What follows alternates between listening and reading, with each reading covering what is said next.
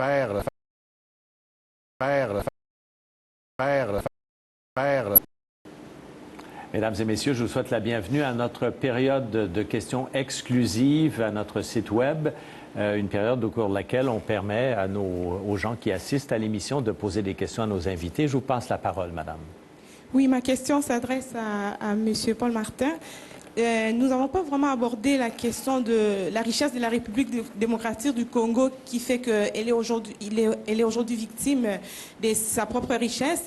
Alors, je voudrais savoir qui doit donner l'ordre pour que la guerre en RDC, qui, on doit le reconnaître, est une guerre des prédations, et les prédateurs sont reconnus, qui doit donner l'ordre pour que, enfin, ces festins prennent fin? Parce que vous avez parlé de l'ONU, que vous avez dit, l'ONU n'est pas... l'ONU, c'est une organisation, mais l'ONU, c'est les pays. Alors, c'est qui doit donner l'ordre pour finir le festin et la paix doit être instaurée en République démocratique du Congo? Je vous remercie. Bien, tout d'abord, la responsabilité ultime, c'est le gouvernement du Congo. Mais la question, la façon dont vous le posez, c'est qui doit donner l'ordre? Écoutez bien, l'ONU peut le faire, le Congo peut le faire, l'OTAN peut le faire. Mais si on n'envoie pas des troupes pour vraiment s'assurer qu'on peut maintenir l'ordre, ce serait impossible. Alors, ce n'est pas une question de qui va le donner, c'est parce que là, on a trop de photo-op. Ce qu'on a besoin vraiment, c'est voici ce qu'il faut faire, puis là, on va vous donner les fonds, les munitions, puis la capacité de mettre ça en vigueur. Et ça, on ne le fait pas.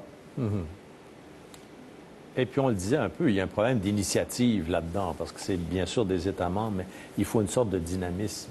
Quand Kofi Annan, pas Kofi Annan, mais quand Ban Ki-moon dit on sent le manque de motivation, c'est un peu collectif. C'est ça qui est compliqué dans ça. Le vrai problème, et peut-être M. Vachon sans doute a des commentaires, et M. Lepine aussi, c'est il faut qu'on donne à l'Union africaine la capacité vraiment de mettre en implantation les conditions de la charte africaine. Ça, c'est...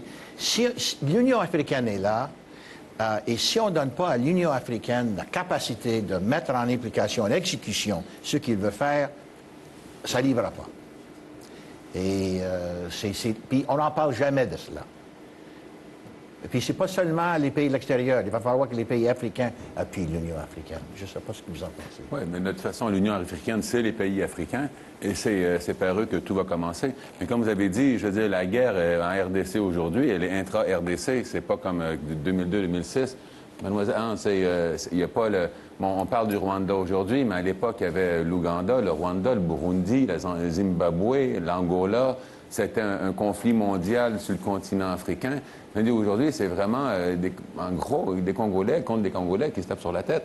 Et même si vous avez des pays qui poussent en arrière, et je suis entièrement d'accord avec vous, mais je l'ai dit tantôt en réalité, que le problème, c'était sa richesse du Congo. Ah non, quand vous êtes joli, tous les garçons vous regardent. Et c'est ça le problème. Sauf que ça, il y a des voyous, il y a trop de voyous aujourd'hui, et puis elle se fait violer. Le problème, numéro un, est la richesse. Et c'est à cause de ça que les problèmes dans l'Est du Congo aujourd'hui, arranger les problèmes de richesse et les problèmes de sécurité, il n'y en a plus de pays, et c'est un pays riche. Le problème, c'est qu'il est trop riche, je crois. Prochaine question, monsieur. Vous pouvez vous identifier. Mon nom, c'est Clément Chiteya.